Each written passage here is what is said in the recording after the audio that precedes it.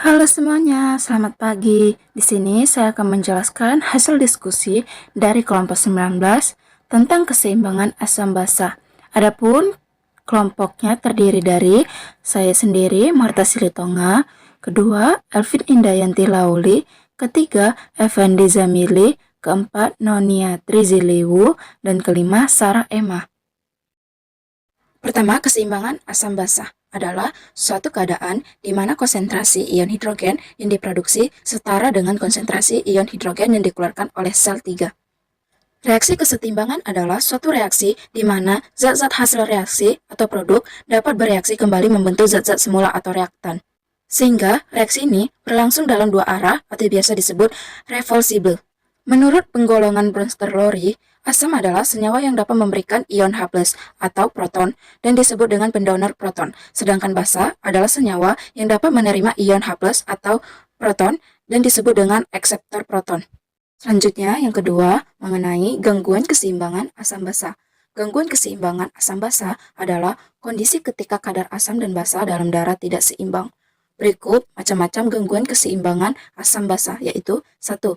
Asidosis respiratorik adalah keasaman darah yang berlebihan karena penumpukan karbon dioksida dalam darah sehingga akibat dari fungsi paru-paru yang buruk atau pernapasan yang lambat. Yang kedua, asidosis metabolik adalah keasaman darah yang berlebihan yang bertandai dengan rendahnya kadar bikarbonat dalam darah. Yang ketiga, alkalosis respiratorik adalah suatu keadaan di mana darah menjadi basa karena pernapasan yang cepat dan dalam, sehingga menyebabkan kadar karbodioksida dalam darah menjadi rendah. Yang keempat, alkalosis metabolik adalah suatu keadaan di mana darah dalam keadaan basa karena tingginya kadar karbonat. Selanjutnya, mengenai fungsi pH. Konsentrasi ion hidronium dalam air berkisaran dari 10 m sampai 10 pangkat min 15 m.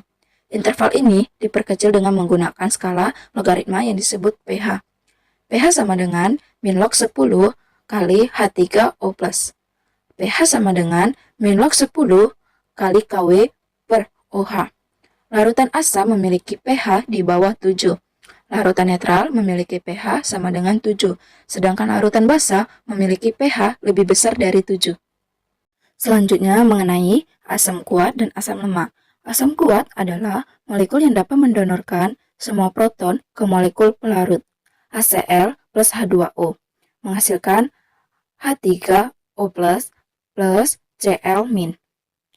Asam lemah adalah molekul yang hanya dapat mendonorkan sebagian proton ke molekul pelarut.